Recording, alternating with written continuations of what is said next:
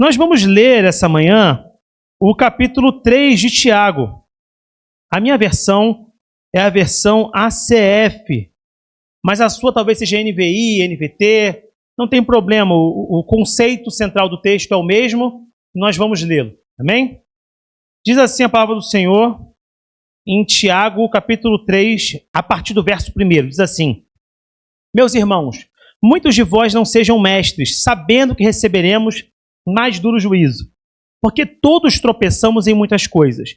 Se alguém não tropeça em palavra, o tal é perfeito e poderoso para também refrear todo o corpo. Ora, nós pomos freio nas bocas dos cavalos, para que nos obedeçam, e conseguimos dirigir todo o seu corpo. Vede também as naus, que sendo tão grandes e levadas de impetuosos ventos, se viram com um bem pequeno leme para onde quer a vontade daquele que as governa. Assim também, a língua é um pequeno membro e gloria-se de grandes coisas. Vede quão grande bosque um pequeno fogo incendeia. A língua também é um fogo, como um mundo de iniquidade. A língua está posta entre os nossos membros e contamina todo o corpo, e inflama o curso da natureza e é inflamada pelo inferno. Porque toda a natureza, tanto de bestas, feras, como de aves, tanto de répteis como de animais do mar, se amansa e foi domada pela natureza humana. Mas nenhum homem pode domar a língua. É um mal que não se pode refrear. Está cheia de peçonha mortal. Com ela bendizemos a Deus e Pai. Com ela amaldiçoamos os homens, feitos à semelhança de Deus. De uma mesma boca procede bênção e maldição. Meus irmãos, não convém que isto se faça assim. Porventura, deita alguma fonte de um mesmo manancial água doce e água amargosa? Meus irmãos, pode também a figueira produzir azeitonas ou a videira figos? Assim tampouco pode uma fonte dar água salgada e doce. Quem dentre vós é sábio e entendido? Mostre, pelo seu bom trato, as suas obras em mansidão de sabedoria. Mas, se tendes amarga inveja e sentimento faccioso em vosso coração, não vos glorieis, nem mintais contra a verdade. Essa não é a sabedoria que vem do alto, mas é terrena, animal e diabólica. Porque onde há inveja e espírito faccioso, aí há perturbação e toda a obra perversa. Mas a sabedoria que vem do alto é primeiramente pura, depois pacífica, moderada, tratável, cheia de misericórdia e de bons frutos, sem parcialidade e sem hipocrisia. Ora, o fruto da justiça semeia-se na paz, para os que exercitam a paz. Amém? Feche seus olhos, vamos orar ao Senhor. Senhor Deus, na tua presença agora, nós colocamos nossas vidas, Senhor, diante da tua presença, diante da tua palavra, pedindo que ela possa entrar na nossa mente e coração, Senhor Deus, que nós possamos ser alcançados pela palavra do Senhor, não apenas pela letra em si, mas pela revelação do que aqui está escrito.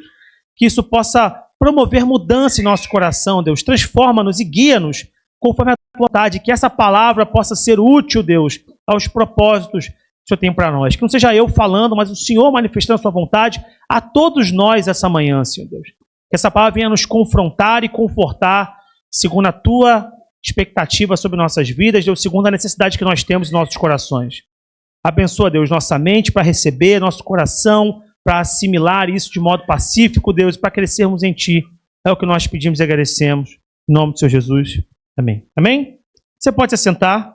A gente acabou de ler aqui um capítulo do livro de Tiago, um livro curto, um livro que tem pouquíssimos capítulos, mas é um livro bem importante, né? Com relação à autoria, existe um certo debate com relação a quem seria esse autor do livro de Tiago. O debate é muito simples, né? Tem duas possibilidades, segundo o que foi pensado. Tiago, filho de Zebedeu, né? Ou Tiago, irmão de Jesus, meio-irmão de Jesus. A tendência geral dos teólogos é afirmar que o Tiago que aqui escreveu é o Tiago, meio-irmão de Jesus, né? Na sua família, Jesus ali, em algum sentido questionado e também alvo de dúvida, mas Tiago, ao cabo, se converte e começa a falar daquele que é o seu irmão, mas muito mais do que seu irmão, é o Cristo, né? Revelado, encarnado em pessoa e que transformou a vida de Tiago também e que agora escreve essa carta. Essa carta, diferentemente de outras, ela não é endereçada especificamente a uma igreja. Você pode perceber isso pelo fato de que o nome da carta não tem nome de um lugar. As cartas paulinas têm uma carta com nome de lugar, né? Então, Efésios, né? Ou no caso, ao gentílico, né? Ao povo daquele lugar. A carta aos Efésios é a carta do povo de Éfeso. A carta aos Colossenses, Colossos. Tessalonicenses, Tessalônica. Coríntios, Corinto. Então, as cartas paulinas meio que tendiam a ser enviadas para um gentílico e para um povo específico. A carta de Tiago não. É uma dessas cartas circulares. Ou seja, de alguma maneira, ele está visando alcançar todo o povo de Deus. Como se fosse assim, ó, para as 12 tribos. E o que significa 12 tribos nessa linguagem? A todo o povo. 12 tribos é a todas as pessoas que podem receber essa carta de bom grado, que podem receber essa palavra. Naturalmente, em primeiro momento, ele está pensando nos judeus que estão se cristianizando e nos cristãos gentios de modo geral, mas os judeus cristãos são o primeiro grande foco, talvez, dessa carta. E, portanto, ela pode trazer para a gente, certamente, alguns ensinamentos para a vida que servem tanto para aquele tempo como para o nosso. Quer dizer, a carta paulina, que é para uma igreja específica, que trata de um problema específico daquela localidade, já nos serve. Essas, então, também nos servem profundamente, porque embora não seja para um povo específico, é para todo o povo, e isso nos inclui. É claro que nós não éramos o objetivo imediato da escrita de Tiago, mas ela também nos alcança de alguma maneira. A temática do livro, geralmente, a gente pode afirmar aqui, tem interpretações sobre isso, mas assim, a grande temática do livro, ou as duas grandes temáticas do livro, na minha concepção pelo menos, a primeira é a natureza da nossa fé, né? Como a nossa fé ela deve ser construída, como ela deve ser manifesta, e também como devemos agir mediante a conversão. Quer dizer, uma vez que a conversão é um fato para aqueles que estão recebendo essa carta, como essas pessoas devem conduzir a sua vida a partir desse elemento identificado de conversão. E eu acredito que a carta de Tiago também, de alguma maneira, visa dar alguma clareza maior para uma audiência que talvez não estivesse entendendo por completo parte dos ensinamentos paulinos, inclusive. É claro que a gente pode entrar em discussão se essa carta foi escrita no mesmo tempo ali que Paulo está escrevendo, mas eu acredito que a gente tem uma proximidade histórica suficiente para imaginar que Tiago está escrevendo a partir de algum eco paulino. O que eu quero dizer com isso? Que, de alguma maneira, a mensagem de Paulo circulava e o que Tiago está escrevendo é, em algum modo, conectado a isso, né? Está relacionado, está se articulando com isso. E por que é possível fazer essa afirmativa? Pela escrita do livro. Se você olhar, por exemplo, o que Paulo fala, qual é o grande ensinamento paulino, né? Você pode falar assim, caramba, difícil agora, você me pegou. Mas o grande ensinamento paulino é o grande ensinamento do evangelho, que é o quê? A salvação é pela graça, mediante a fé. Então, esse é dom de Deus, é nosso dom, e aí isso é bem explorado em várias cartas, mas eu acredito que seja especialmente explorado em Romanos. Em especial naquela parte que vai do 9 ao 11, mais ou menos, quando ele começa, inclusive, a fazer uma escrita como se estivesse dialogando com alguém que estivesse fazendo contraposições, né? Uma coisa do tipo, mas e nós que somos judeus, o povo escolhido, não somos salvos? Nós somos filhos de Abraão. E que Paulo fala, Deus pode fazer dessas pedras filhos para Abraão. Não é pelo sangue, não é pela linhagem, porque nem todos os que estão em Abraão são filhos de Abraão. Porque nem todos são filhos da promessa. Ele faz uma analogia, faz uma ilustração a partir de Esaú e Jacó, que ele fala que aborreceu de um, né, odiou a um e amou a outro. É claro que essa exploração de ideia, essa ilustração de Paulo, não tem a ver com a pessoa de Esaú e a pessoa de Jacó. A pessoa de Jacó representa Israel e a pessoa de Esaú representa Edom. Então Deus está escolhendo um povo para si. E esse povo é o povo da promessa, é isso que ele está falando. Então Deus não precisa da linhagem, ele pode escolher as pessoas a partir do quê? Do seu coração, da sua fé. Então a fé da pessoa é suficiente para que ela seja salva. A fé que o sacrifício de Cristo nos alcança é o suficiente para nós. E esse ensinamento certamente circulou na igreja. E curiosamente, de alguma maneira, Tiago está dialogando com isso. A meu ver, talvez, até tentando corrigir algumas más compreensões da audiência. Como assim mais compreensões da audiência? Veja, às vezes aquilo que eu falo é entendido por você de uma maneira diferente daquilo que eu falei. Entre o que eu falo e o que você escuta tem uma distância, e essa distância a gente chama de discurso. E pode ter um pouco de ruído nesse discurso. E aí eu vou dar o mesmo exemplo que eu dei na manhã, ao curso das 8, vou dar agora, e eu sempre dou esse exemplo sempre ilustra bem a coisa. Quem aqui é casado vai entender o que eu estou falando. Chega a sua esposa com duas opções de roupa. Aí ela bota a primeira roupa, o que você acha? Legal. Aí você olha a segunda, legal. Não, mas dá uma opinião direito. Não fica em cima do muro, não. Então tá bom, amor. Na primeira você ficou mais bonita. Aí ela vai entender, então eu tô feia com essa? Você percebeu? A minha fala não foi em nenhum momento apontando para a existência de feiura, porque não há, não é isso? Total formosura. A questão não é essa. A questão é que eu indiquei um elemento e ela entendeu o outro elemento. Então, às vezes acontece de você passar uma informação para a audiência e a audiência entender o que você falou, mas ela vai interpretar aquilo para a realidade de um modo equivocado. Eu acredito que Tiago, de alguma maneira, está tentando colocar alguns pingos nos is com relação a alguns entendimentos paulinos. Porque talvez houvesse pessoas que, ouvindo que a salvação é pela graça mediante a fé, entenderam que não precisavam ter uma vida de santidade, ou que não precisavam ter obras. E aí Tiago vem para dar uma elucidação com relação a isso, falando que, olha só, peraí, é pela fé, mas a fé sem obras é vazia, ela é morta. Ou seja, na verdade, a sua fé só é provada concretamente no terreno do cotidiano. A fé não é um instrumento retórico. Eu falo assim, eu tenho fé. Não, eu vivo fé. Então, viver fé quer dizer que a minha vida ela vai ser executada de uma certa maneira que vai expressar a glória de Deus, que vai expressar a vontade de Deus. Então, o que Tiago está fazendo? Ele está tentando ajustar entendimentos, ok? E o entendimento existe um padrão, existe uma forma através da qual você deve conduzir a sua vida. E aí, portanto, o que ele está mostrando para a gente é que existe um padrão de dignidade mais elevado. É isso que ele está querendo mostrar.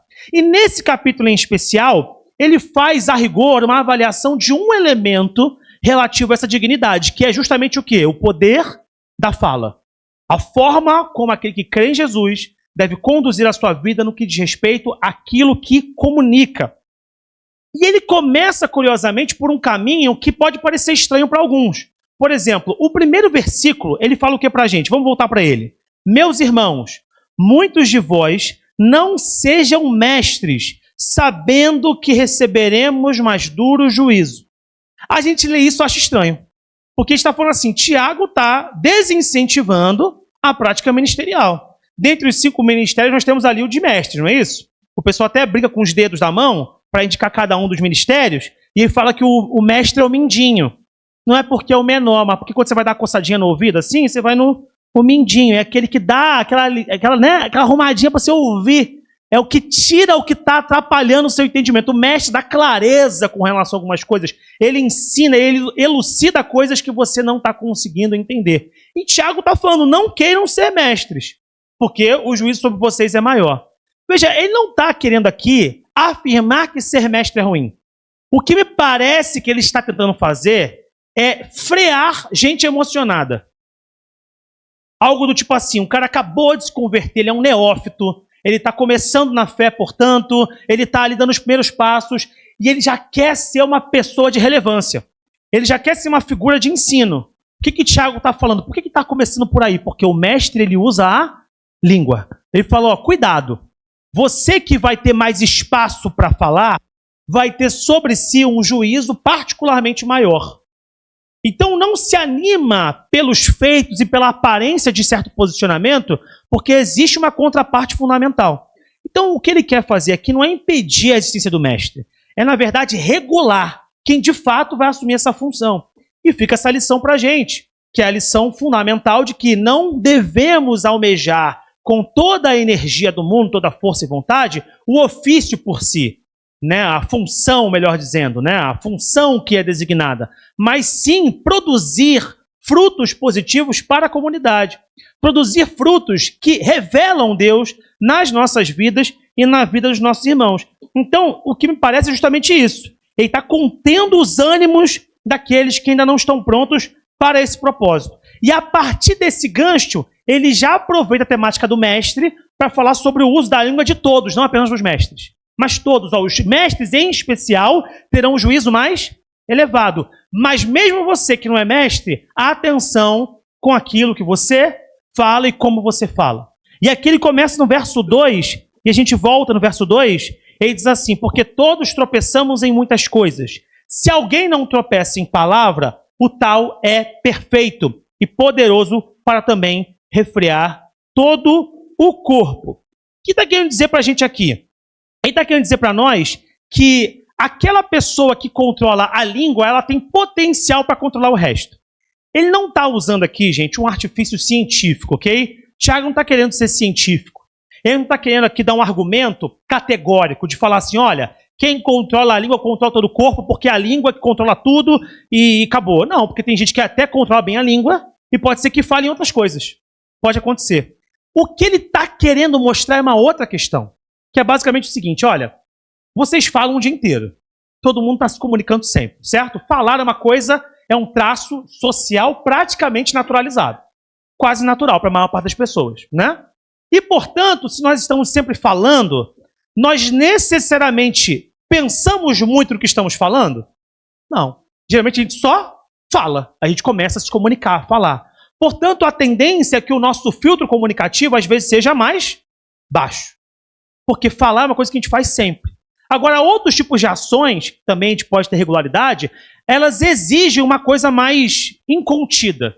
Se eu quiser correr e pular em cima de alguém, eu tenho que pensar para fazer isso, meu corpo não vai e simplesmente faz. Mas para falar, não. Às vezes eu estou aqui e eu, sem pensar, já falo e já ofendo alguém, por uma coisa qualquer. Porque a fala é muito rápida, ela é muito automática. Então, o que ele quer dizer com isso? Que aquele que consegue filtrar a fala, consegue filtrar outras coisas.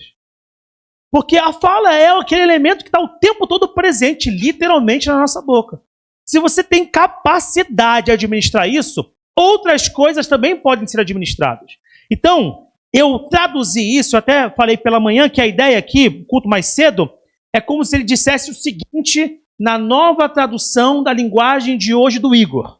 Diz assim, cara, se você contém a sua boca, se o filtro da tua mente é forte o bastante para evitar o anseio de falar a qualquer custo para tentar ser relevante, ou ainda, se é estabilizado o suficiente de modo a não permitir que a língua expresse aquilo que é negativo e cruel, então tu consegue controlar as demais coisas. Em resumo, trabalha a questão da tua língua, porque se tu filtra o que tu fala, todo o resto é capaz de ser filtrado. É como se fosse isso. Então, o primeiro desafio é esse. E a partir desse, ele está te convidando para um padrão mais alto também nas demais coisas. Porque ele está falando, se você consegue resolver isso, você vai ter condições de resolver as demais coisas mais adiante também. E a partir disso ele começa a fazer algumas ilustrações para a gente. Tiago usa de alguns exemplos para poder dar para a gente uma certa compreensão do que ele quer mostrar. Ele faz 3 ilustrações entre os versos 3 e 6. Vamos acompanhar juntos aqui.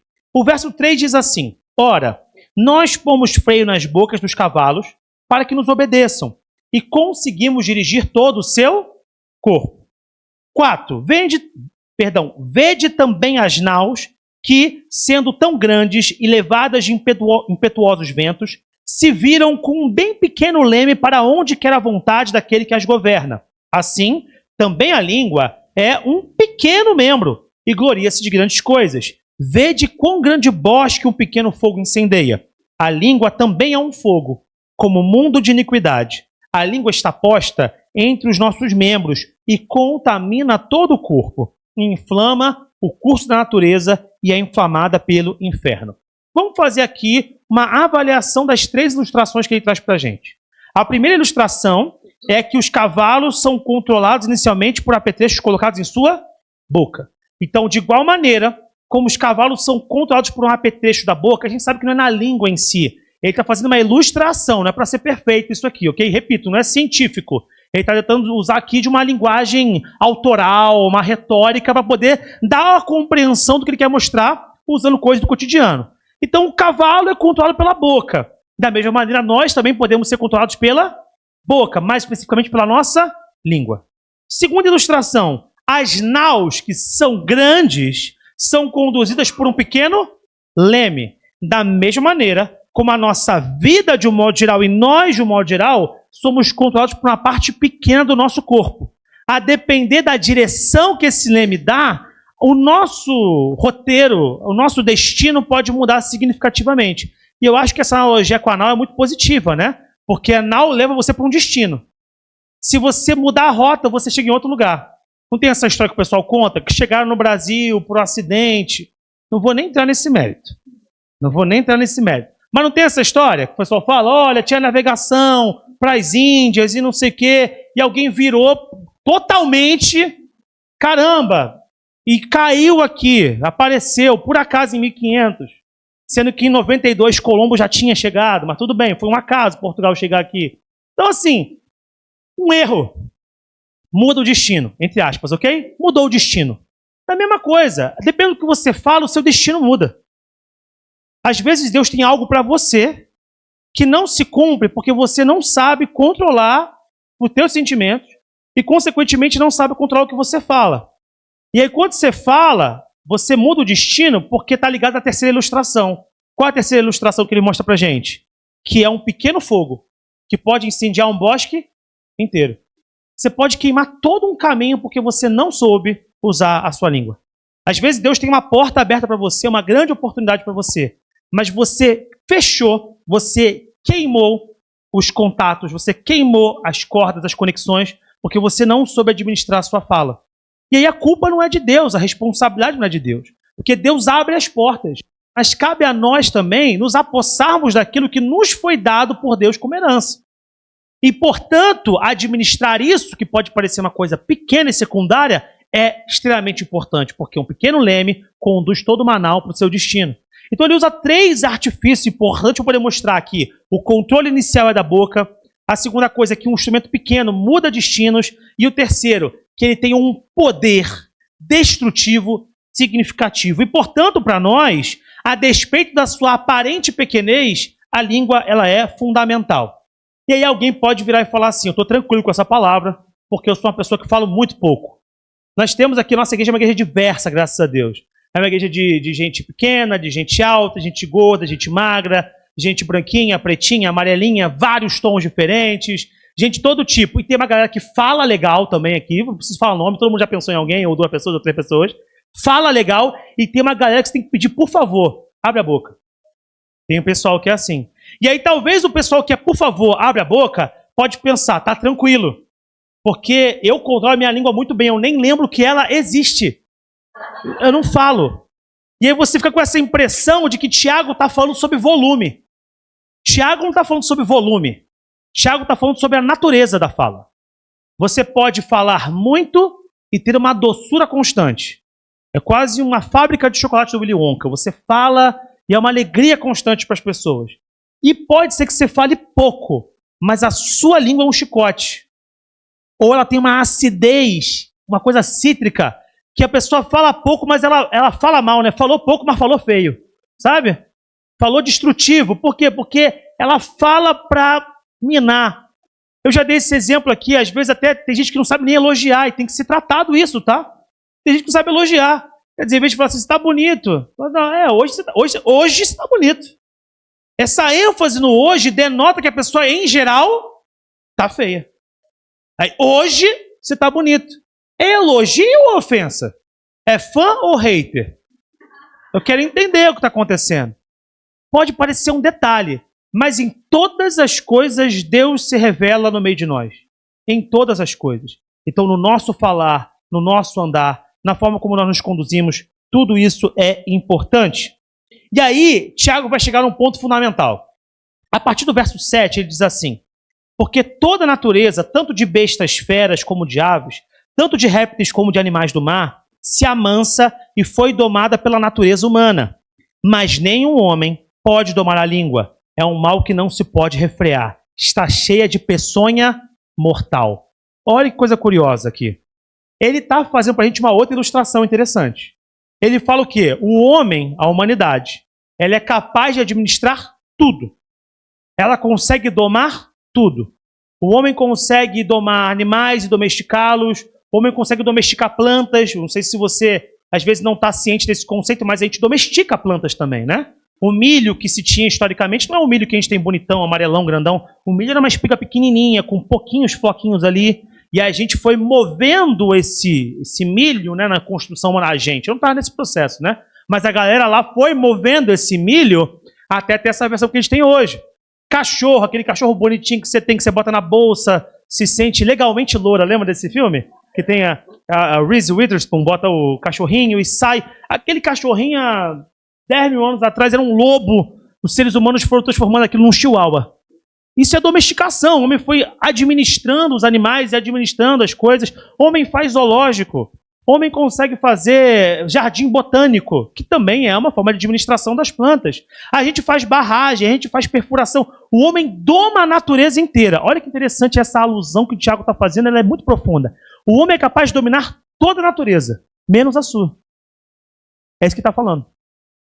A gente é capaz de dominar tudo, mas não a nós mesmos. Nós não conseguimos dominar a gente. A gente consegue domar animais, alguns selvagens, mas a gente, nós próprios, a gente não consegue fazer isso como humanidade. Portanto, o que tem que ser feito?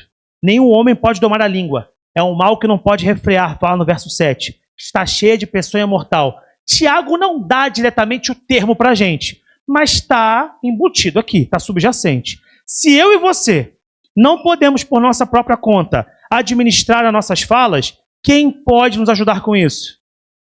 Quem é que pode? É o Espírito Santo.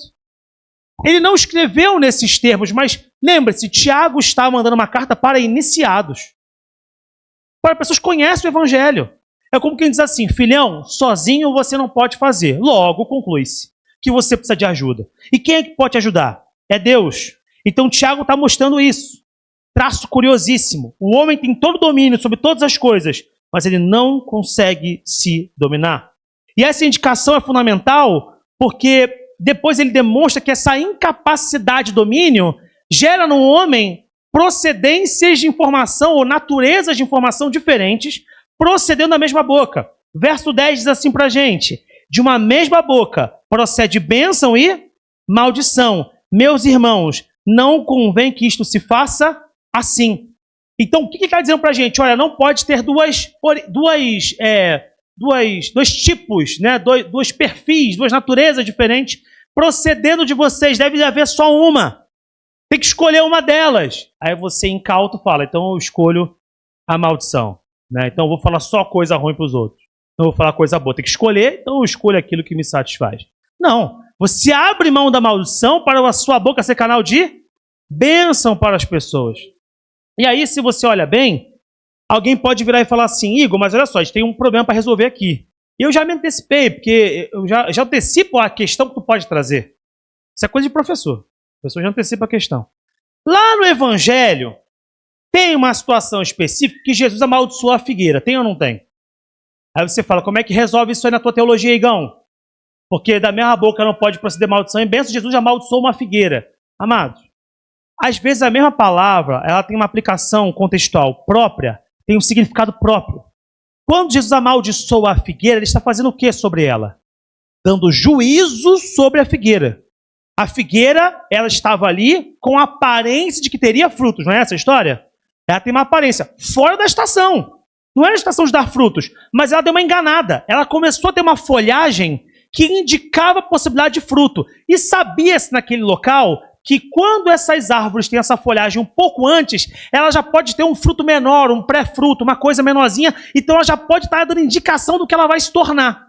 E aí quando Jesus chega na árvore, a árvore não tem fruto nenhum, é só aparência. E aí por conta dessa aparência falsa, Jesus exerce juízo sobre a árvore. E amaldiçoa a árvore para que ela seque. A maldição é juízo sobre ela. A maldição que Jesus professa é juízo. Muitas vezes a maldição que os profetas professam, ao maldizer Israel mesmo. Olha, Israel, Judá, vocês vão sofrer. Isso é maldizer, mas não é eu falar mal em si. Não é eu produzir maldade porque eu quero produzir maldade. Não, eu estou trazendo uma palavra de juízo sobre vocês. Isso com maldição é uma outra coisa, você percebeu? A categoria, a palavra pode ser a mesma, mas o conceito, a aplicação é totalmente diferente. Até porque a gente sabe, e aí tem discussões teológicas para isso, que essa situação da figueira também foi uma ilustração que Jesus produziu para passar por discípulos vários conceitos. Dentre eles, de que a gente não pode ser hipócrita. Você não pode ter uma aparência de frutificação e não dar frutos. E mais especificamente, isso apontava para a classe sacerdotal do tempo de Jesus, que tinha uma aparência de santidade, mas não dava frutos, e apontava para Israel. Um dos símbolos do povo de Judá, o povo de Israel, é qual? A figueira.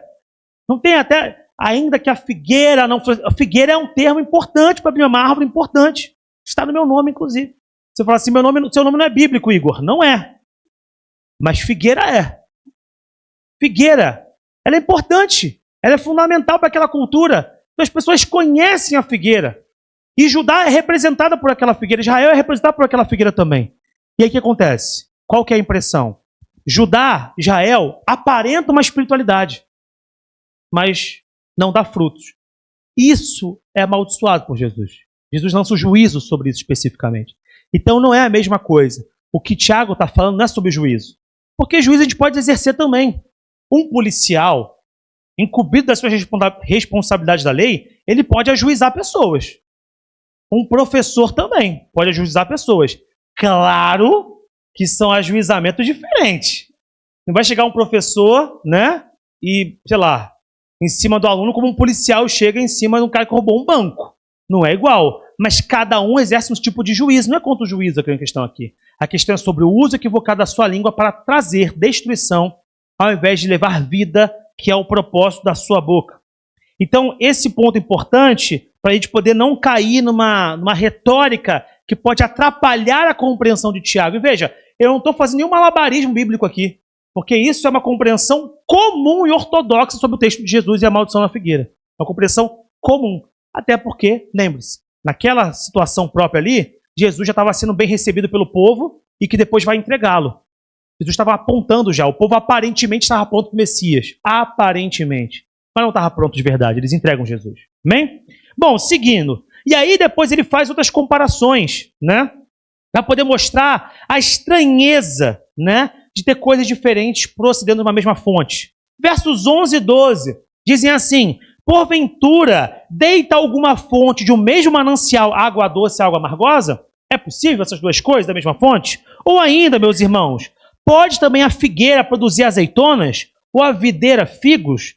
Assim tampouco pode dar fonte água salgada e doce. Ou seja, ele está trabalhando sob a lógica da estranheza. Não é estranho imaginar na mesma fonte águas diferentes? Não é estranho eu olhar para uma videira e ela trazer para a gente figos? Não é estranho? Por quê? Porque você tem uma expectativa diferente disso.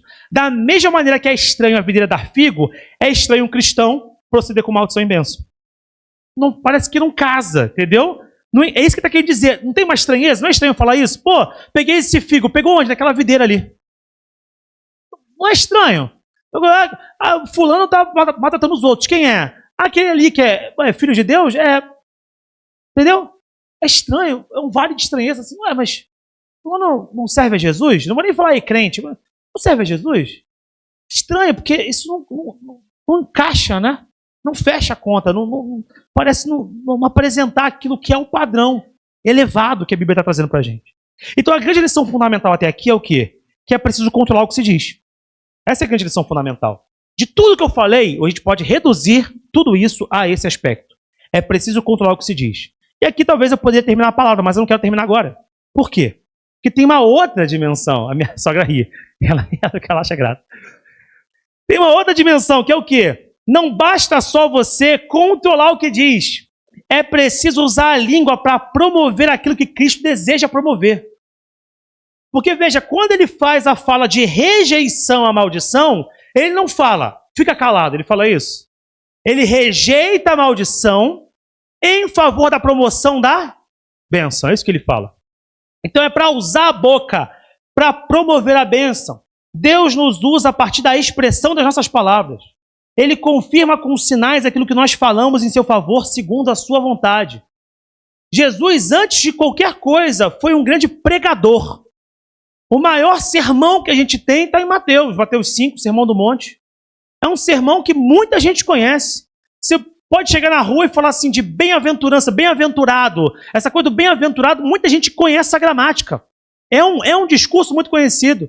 Jesus foi o primeiro grande pregador e nós devemos seguir o seu caminho. Ele, o Filho de Deus encarnado, o próprio Deus feito carne, que morreu pelos nossos pecados e traz a salvação para o mundo, ele foi um grande pregador e usou a sua boca para manifestar o seu reino. Nós, de igual maneira, como os seus irmãos, né, como dependentes de Deus e co-irmãos em Cristo, devemos manter esse mesmo padrão e fazer a nossa vida uma vida de pregação do Evangelho.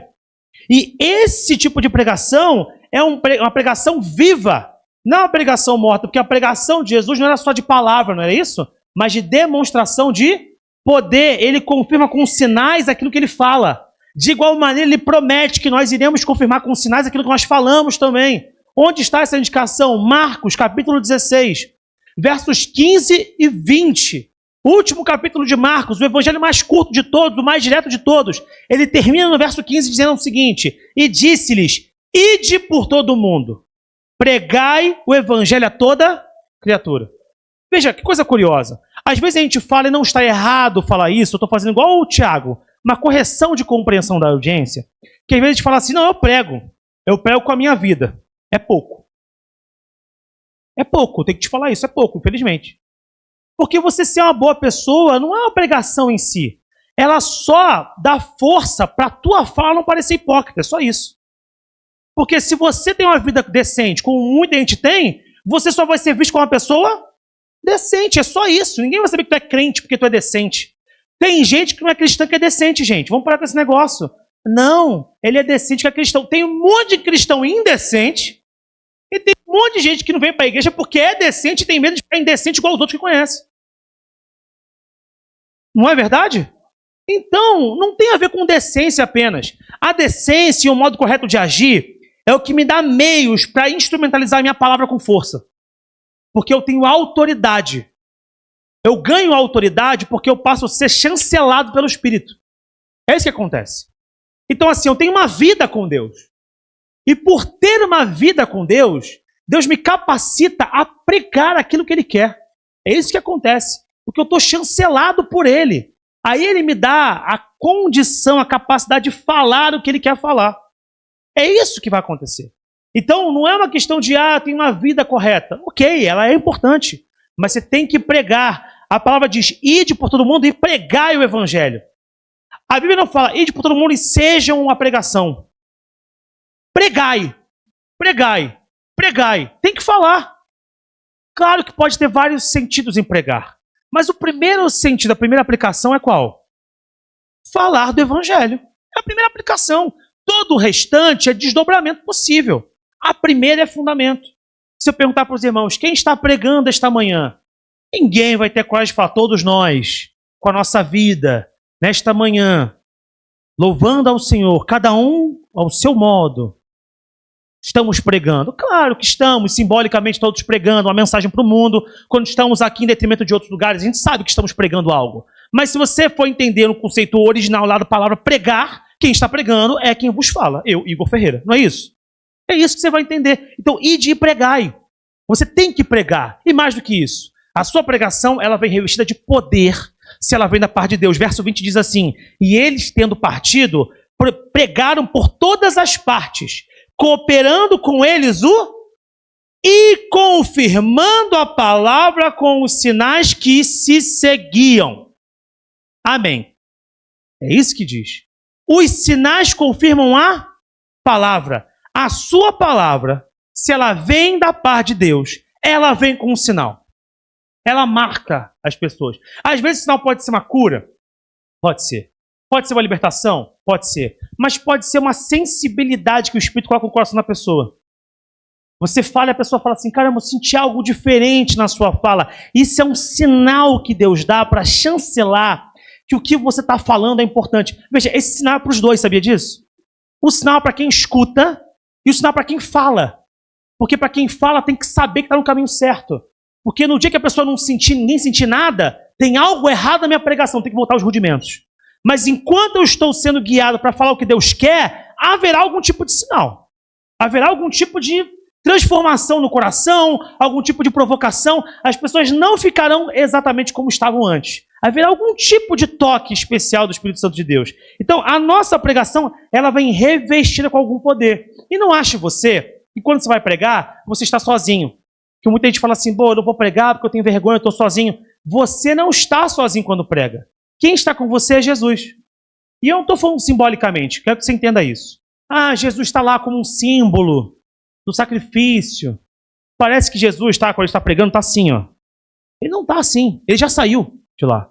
Está vivo. Quando você prega, se você crê na palavra que você está pregando, Jesus está no seu lado, literalmente, falando ao ouvido daquela pessoa com quem você conversa. Literalmente. Não é um símbolo, é literalmente. Jesus está lá, presente. Por quê? Porque se ele é onipresente, se ele é onipotente, Ele é onisciente, ele é o autor da obra, ele está presente na execução da obra dele. Não tem aquele lance de o gado só come debaixo dos olhos do dono? O trabalho só prospera debaixo do gestor? Jesus está de olho em todo o processo. Você não está sozinho. Você não vem depois contar, Jesus hoje foi assim. Ele já está lá. Ele está fazendo contigo o processo. Ele está botando a palavra na tua boca e está abrindo o ouvido do outro. Ele está fazendo o processo todo acontecer. Ele já está contigo. Não é um símbolo. Porque senão a gente bota Jesus no madeiro de volta. Jesus é uma ideia. É um princípio de amor. Jesus é Deus, irmãos. Ele é a palavra encarnada de Deus. E ele está vivo. Ele está presente, literalmente, onde a gente está. Então é interesse dele que você pregue, porque ele vai estar presente ajudando nesse processo. E aí, nesse sentido, sobre a capacitação de poder, o apóstolo Paulo também fala sobre isso. Ele fala como nossas palavras são um canal para a demonstração do poder do Espírito Santo de Deus. Que nós não compartilhamos pensamentos aleatórios. Nós damos lugar à manifestação de Deus com nossas palavras. 1 Coríntios, capítulo 2, verso 4, diz assim: e a minha palavra e a minha pregação, palavra, pregação, então o que ele fala e como ele prega, não consistiram em palavras persuasivas, sabedoria humana, mas em demonstração do Espírito de poder. Ou seja, ele fala, não é só rebuscamento. Ele está falando o seguinte: eu não fiquei preocupado em falar as palavras mais bonitas, porque ele tinha de onde tirar. Paulo é um homem estudado, era um homem estudado, né? Então, ele tinha de onde tirar essas informações, ele tinha meios de, talvez, levar no gogó. Mas ele fala, não me preocupei com isso, com palavras persuasivas, com coisas elevadas que talvez o público não entendesse. Eu me preocupei que a minha palavra tivesse a presença dele. Essa foi a minha preocupação, para que vocês pudessem ver e confirmar com os sinais que aquilo que eu falo é verdade. A tua palavra tem que vir com uma demonstração de poder da parte de Deus. Veja, não é só, quero que você entenda isso, não é só rejeitar a maldição, é desenvolver a capacidade de ser bênção. É desenvolver na sua língua um potencial especial. É entender que a sua boca é um instrumento para Deus abençoar pessoas. É não deixar isso passar para lá. Vamos dar um exemplo prático aqui. Você está aqui, acabou o culto. Ou então você foi para a sua casa, você está na sua semana, não importa, qualquer lugar, mas vamos dar um exemplo do culto aqui. Uma pessoa que te conhece, que é tua amiga, qualquer conhecida, chega para você e começa a compartilhar um problema. Começa a compartilhar um problema com você. Começa a falar uma coisa que está passando. Se for homem, então, pode ter certeza que ela está no limite. A gente fala sempre isso. O homem morre calado, né? Tem até uma trend no TikTok, lá no Instagram, que fala assim: o dia que eu vi meu pai chorar. Porque geralmente mãe e o pai tá ali. Se tu vê teu pai chorar, que a coisa tá ruim. Meu pai chorou, acabou. Alguma coisa aconteceu aí. Família foi à falência. Acabou tudo. E o pai, ele... Então o homem, geralmente, ele segura muito mais que a mulher. Tô falando que isso é bom, não. Tô falando que é uma tendência. Segura muito mais, fica calado ali, ó. Aí o cara chega no teu lado e começa a compartilhar contigo. Ele está pedindo socorro. Tem que ter inteligência emocional para isso. Aí ele vai começar a falar com você. Aí, como é que você emenda a conversa? Não, porque minha vida não sei o que é complicado. Tá ruim, né? Não é fácil, não. Então faz emenda, tu não tá ouvindo nada, não tá conversando nada, não tá ajudando nada. Tá só emendando o papo do cara. Como quem diz assim, tomara que ele acabe logo esse negócio aqui. Tá ruim, irmão. E eu pensando, pô, quero almoçar, o cara não para de falar. E você não tá dando assistência de verdade. Não é também para você chegar, a pessoa começa a falar, eu também passei por isso. Não sei o que. Deixa a pessoa falar. Tenha escuta ativa. Escuta ativa não é só você estar ouvindo, é você estar atento como audiência ao que ele está falando. E você vai tentar administrar aquilo para dar uma resposta que vai ser eficaz. Quando a pessoa acabar de falar, se tiver que corrigir a pessoa, você corrige a pessoa também, que às vezes precisa ser corrigida. E aí a Bíblia até te ensina como corrigir. Tu começa como? Você elogia primeiro. Você não chega batendo. Você fala assim, então, fulano, poxa, você sabe que você é uma pessoa muito inteligente, muito especial. Você tem várias virtudes importantes. Eu acho que aqui você acerta sempre, aqui uma área você é bom. Mas nessa área você chega, entendeu? Aí você chega. Mas nessa área, acho que você podia dar uma olhada nisso aqui, cara. Pô, a forma como você trata a sua mãe não é legal, cara. Pô, a forma como você lida com a sua família. Pô, eu tô entendendo a tua fala. Faz sentido a tua reclamação. Mas vamos ver também por esse ângulo aqui. Tu traz o cara pro lugar da reflexão. E aí quando acaba, tu fala assim, posso orar por você? E você ora. Porque às vezes a gente fala assim, acabei. Pastor, sabe o que me lembra? Me lembra criança, quando acaba de fazer o 2. Fala, mãe, acabei. Isso é a marca da infância.